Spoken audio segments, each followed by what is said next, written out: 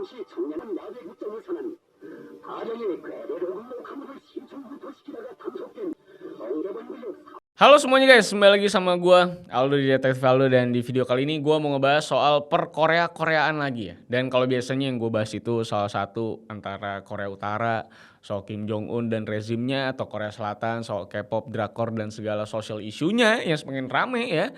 Di video kali ini yang mau gue bahas itu agak beda, karena yang jadi topik bahasannya itu gabungan dua negara tadi. Yang tepatnya topik yang mau gue bahas itu adalah soal rezim Kim Jong Un yang sangat anti kepada budaya Korea Selatan.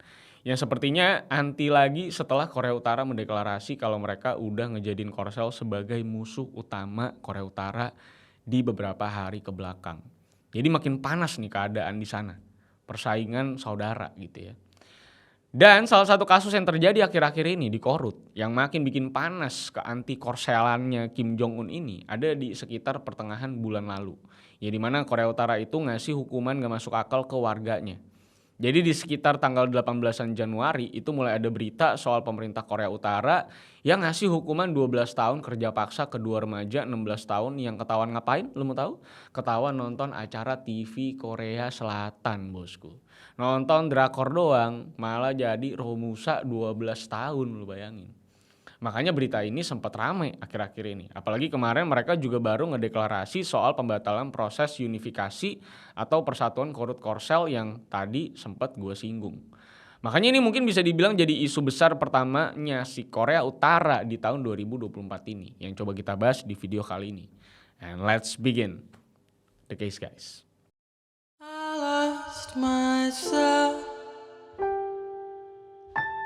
I waited still for a glimmer to arrive. I know it will. Kalau kita yang lihat dari luar Korea Utara mungkin cukup nggak masuk akal kalau ngelihat berita-berita di Korut soal hukuman-hukuman yang nggak wajar buat warganya. Apalagi hukuman-hukuman ini juga atas dasar perbuatan yang sebenarnya nggak gimana-gimana banget gitu. Tapi beda cerita ya kalau kita ada di Korea Utara langsung. Karena kayak yang gue kasih tahu di awal, di Korut itu baru aja ada 2 orang remaja 16 tahun yang dihukum 12 tahun kerja paksa setelah ketahuan nonton drama Korsel gitu. Jadi penghukuman ini bisa jadi viral secara internasional setelah BBC itu ngeluarin footage video 2 remaja yang dihukum lagi di borgol, dan di borgolnya juga di depan ratusan siswa lain. Dan dari video yang disebar itu, beberapa fakta yang ada itu ngasih tahu kalau videonya itu memang di-take sama pemerintah Korea Utara buat disebar ke masyarakat luas di sana. Jadi propaganda. Supaya ada efek jera dan ngasih rasa taat ke peraturan yang berlaku. Idealisme gitu ya. Dan ini jelas videonya juga bisa viral setelah ada tim riset South and North Development yang di dalamnya ada orang-orang Korut yang berhasil kabur juga ya. Jadi ada ordalnya lah yang bisa dapetin video ini. Dan video ini juga sebenarnya bukan baru-baru ini, tapi udah ada dari sekitar 2 tahun lalu di tahun 2022. Yang dimana tahun-tahun segitu juga lagi ketat-ketatnya penjagaan pemerintah terhadap masyarakatnya. Kenapa bisa dijaga ketat? Karena di sekitar tahun 2020 itu sempat ada yang namanya peraturan Reactionary Thought and Culture Denunciation. Yang dimana masyarakat Korea Utara itu dilarang buat pakai handphone buatan luar Korea Utara. Dilarang mengkonsumsi konten hiburan Korea Selatan, Amerika, dan Jepang. Dan bahkan mereka juga dilarang buat pakai slang Korea Selatan. Yang biasanya kan lebih banyak kata serapan dari bahasa Inggrisnya gitu ya kalau Korsel ya. Nah itu udah dilarang semua pemakaiannya di Korea Utara. Dan udah jelas yang melanggar ini itu juga bakal dapat hukuman antara kerja paksa tadi atau bahkan sampai ke hukuman mati. Jadi emang gak main-main ini konsekuensinya orang Korut kalau sampai ketahuan nonton drakor. Bisa mati lu bayangin. Terus kenapa Korea Utara itu setakut ini sama budaya negara di luar mereka? Oke, gue coba bahas dari yang paling pertama, yaitu demokrasinya Korea. Karena dengan terkungkung di Korea Utara doang, kan jelas mereka itu kagak ada kebebasannya, dan sebagian besar dari mereka juga nggak tahu yang namanya budaya di luar Korut itu kayak gimana. Terus di luar Korut juga ada agama, ada nilai-nilai yang jauh berbeda, dan lain-lain. Makanya dari mulai budaya dan agama aja, kan itu udah bertentangan banget sama apa yang ada di dalam Korea Utara. Coba dari budayanya, mereka cuman budaya Korea Utara doang, dari mulai nari-narinya, lagu-lagunya, dan juga budaya-budaya lainnya juga cuman ngelihat yang Korea Utara doang gitu loh, bayangin. Jadi selama hidup cuman lihat yang begitu-begitu doang. Udah gitu dari sisi agama juga udah jelas di Korut kagak ada agama atau ritual lain selain nyembah itu pemimpinnya. Yang bukan lain adalah opa, bukan sembarang opa, yaitu adalah Kim Jong Un gitu kan. Udah gitu apalagi kalau dari film atau TV show-nya Korsel ngeliatin makanan-makanan mewah, barang-barangnya juga keren, bangunan-bangunannya keren, ya makin hancur lah itu kepercayaan masyarakat Korut yang tiap hari aja masih banyak yang kelaparan makan rumput gitu. Apalagi buat yang tinggal di luar daerah Pyongyang atau juga yang tumbuh di tahun 90-an, karena kan di tahun 90-an tuh Korut sempat gagal nahan kelaparan negaranya ya, dan akhirnya kelaparan massal itu terjadi tuh di tahun 90-an. Buat yang nggak tahu, Pyongyang itu kan ibu kotanya Korea Utara ya. Jadi kan kontradiktif gitu kalau ngelihat budaya Korsel, karena yang di utara itu kurus karena kelaparan, yang di selatan malah kurus karena diet dan disengaja. Nah, tapi sebenarnya pelarangannya itu kayak apa dan sesadis apa sih awalnya kan? Jadi sebenarnya dari dulu itu udah banyak masuk tuh produk entertainment dari Korsel yang diselundupin secara ilegal ke Korea Utara. Dan ya yang masuk itu mulai dari drama Korea, TV show dan juga musik-musiknya. Kayak contohnya itu dari interviewnya Daily North Korea ke salah satu masyarakatnya. Yang dia itu bilang kalau dari dulu itu sebenarnya cukup mudah buat dapetin produk-produk hiburan dari Korea Selatan. Terutama di kota-kota besar kayak di Pyongyang, ibu kotanya. Karena bahkan katanya di sana juga udah banyak perempuan-perempuan muda yang ke korsel-korselan. Dari mulai pakai rok pendek, rambutnya digerai, atau sampai pakai coat bulu-bulu juga, itu banyak buat yang pada punya duit tentunya. Udah gitu yang laki juga katanya pada ngikutin aktor-aktor korsel kayak Hyun Bin, dari mulai pakai skinny jeans atau bahkan sampai naik-naikin rambut pakai gel gitu. Kan jarang ya orang di Korea Utara kayak gitu ya, orang patokan fashionnya cuma Kim Jong Un gitu kan. Udah gitu masuknya budaya Korsel ke Korut juga dibantu sama yang namanya Sunshine Policy. Yang dimana kebijakan Korsel saat itu intinya benar-benar humanis dan tidak agresif sama sekali ke Korea Utara. Dari mulai ngebantu secara ekonomi dan lain-lain. Tapi karena pendekatan ini dirasa tidak berprogres dan kebijakannya juga cuma kena ke orang pemerintahnya doang, pada akhirnya di tahun 2010 Seoul itu menyudahi kebijakan ini. Jadi malah kayak bantuan satu arah doang. Dari yang maunya bikin Korut melembek, malah nggak berubah juga pemerintahannya dan malah cuma diambil doang bantuannya. Dan di masa-masa ini juga sebenarnya masyarakat Korut udah nggak aman dari hukuman kalau sampai ketahuan nikmatin produk di luar Korea Utara sebenarnya. Karena lu bayangin aja mereka yang di bawah umur itu bisa kena hukuman kerja paksa di youth labor camp. Dan hukuman itu bisa sampai 5 tahun. Dan kerja paksanya nggak main-main ini.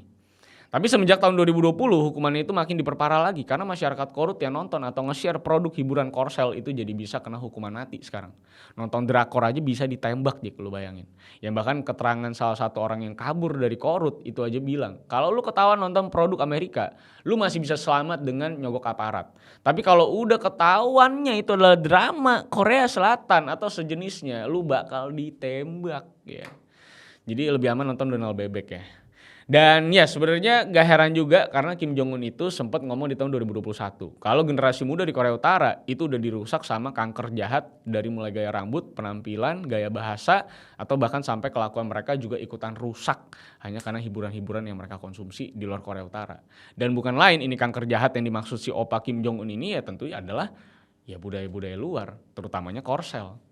Walaupun ya memang selain daripada si Korut yang nge-ban budaya Korea Selatan dan ngasih hukuman habis-habisan buat warganya yang ketahuan konsumsi produk-produk dari Korea Selatan, Korea Selatannya sendiri juga sama aja. Karena mereka juga nge-ban semua akses ke website Korea Utara.